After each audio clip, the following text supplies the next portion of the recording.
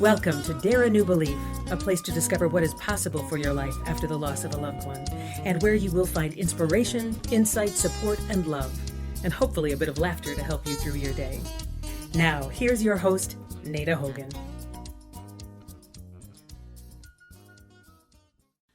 Welcome to Dare a New Belief, where you will find light and life, love and joy, healing, faith, and hope. A place where you get to believe in what is possible for your life. And today I have the great honor to have with me Andrea Nardozza. Andrea and I are both life mastery consultants and certified life coaches, dream builder coaches with Mary Morrissey. Andrea is also an integrative life coach through hypnotherapist Melissa Tears. I have to talk to you about that, Andrea, because I didn't even know. It's like you're holding out on me, girl. She is. Andrea is also a Reiki master, an energy worker. She does singing bowl meditations, and I think we need to do something together with that. She also does a lot of coaching. Relationship coaching, True North coaching, and communication coaching, and teaches Qigong and EFT. Andrea, I am so grateful to have you here. Welcome to the show. Well, thank you so much for having me today.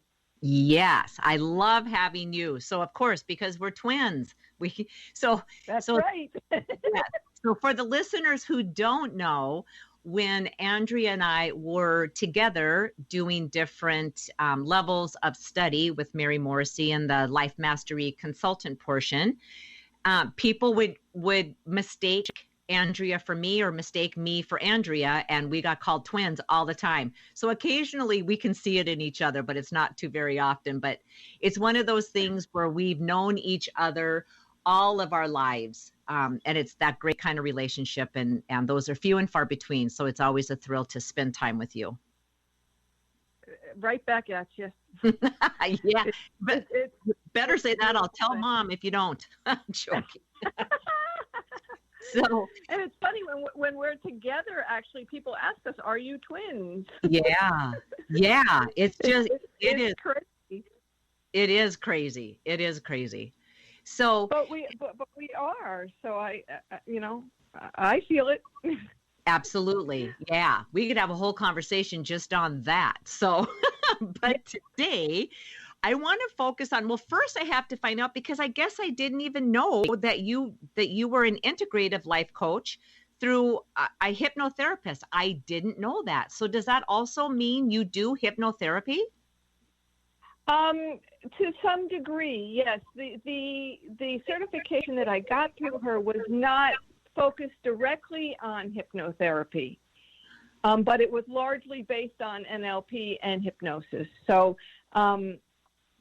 yes, I do. On occasion, if I have a client who is particularly resistant to finding something inside of them, I will ask them if they'd like me to put them into trance, and very often things will come forward for them that they can't access with direct consciousness, you know? Yeah. Okay. And all it really is a deeper meditation state. Right. Yeah. So have you ever gone, I didn't mean to interrupt you. I'm sorry. That's okay. I was just going to say, it's just another tool to use to help someone. Right. And I have never gone under hypnotherapy. I've thought about it many times. I thought, I don't know if I want to know what I would discover. So I'm assuming that you've been hypnotized then, correct? Well, no? In the course and in subsequent things that I've been in with her, we go under into trance. In and out. It's actually exhausting. But I can drop into trance almost immediately because I've done it so many times. Okay. And actually, let me tell you a story. This is very interesting. I was nursing a broken heart not a broken heart, but a hurting heart, I want to say. Okay. And I said to her, I just feel this pain. And she put me into a light trance, and she did some different therapies with me. And do you know, inside of 10 minutes, I have never felt that sensation in my heart again. Oh, wow. It was absolutely incredible. And if I hadn't experienced it myself, I would not believe it. Wow. All right. Well, that's cool. It really does work. Yeah. Yeah. So I know many people that have had hypnosis and they rave about it. I have not personally spoken to anybody who's had a bad experience. Everyone I have spoken to has had a phenomenal experience. So it has to be kind of wild if you can just put yourself into trance, and then what's happening. So when you're in trance, we are completely not talking about what we were going to talk about. We'll segue right back in there. What the heck, right? So when yeah, or later. Yeah. So when you put yourself into a trance, are you conscious that you are? So it's kind of like being in the conscious and the subconscious world all at the same time. Right. And it's you're just going into a very deep meditation, and it's you drop down into, and that's the only way I can explain it, because you actually feel like you're just dropping down into yourself. Yeah. Okay. And allowing for, usually those are guided. Like when I was with her, they were all guided, and she would do whatever she was going to do, right? And we would just go down into the trance, and like she would tell us maybe our hand was getting very heavy, and you would feel your hand getting heavier and heavier and heavier, and you couldn't lift it up. It really, really incredible stuff. Yeah. So, but when you go into trance, when you drop down into that state, you're allowing, because what you're doing is you're putting your subconscious into a very calm state, and your ego falls back, and it's allowing for everything else to come in. It's a very cool thing to do. Right. Well, I know that there's been a gentleman that has been recommended to me up in Minneapolis, and it was like, oh, I mean, really, I think that's the only reason that I'm hesitant. I just always think like, oh, geez, what if I find something out that I don't want to know? Like you can't unknow something. So I'll have to tell him, be gentle. Well, and really nothing will come up that you won't let come up. Oh, okay. If you really don't want it to come up, it won't. This is clinical hypnotherapy. It's not like you see on TV or, like quack like a duck, that kind of thing. It's not like that. Right. You always feel very safe. Yeah. And supported. And if there's something that's really going to upset you, that we wouldn't ever take you there, right? Yeah. All right, cool. Well, then, so I feel like maybe I might just go ahead and do this one of these days, because I think it would be cool to experience it and just to experience it. Because I love the idea of like, we're here, we might as well enjoy every one of the carnival rides that's here on Earth. So let's give it a shot. And I have to tell you, you're gonna love it. And if you learn how to do it.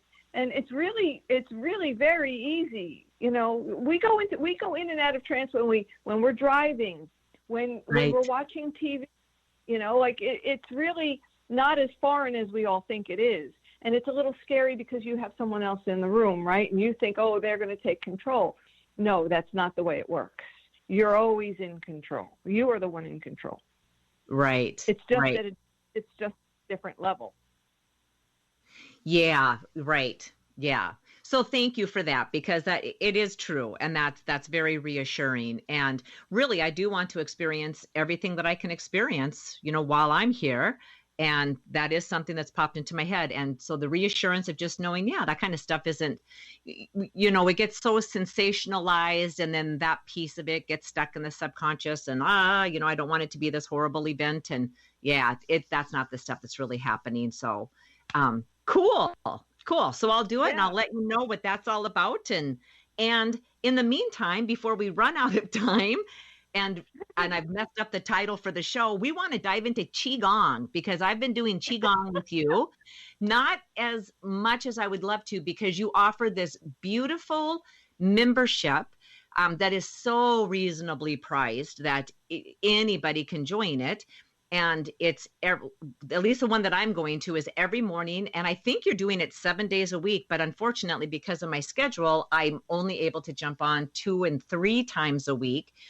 But it is a beautiful program, and I want you to talk about that in a little bit. So the listeners, if they want to join in September, the next time you're having a class that will coincide with this podcast, so they can have the information. But first, I want to know, how did you get into Qigong, and how long have you been doing it?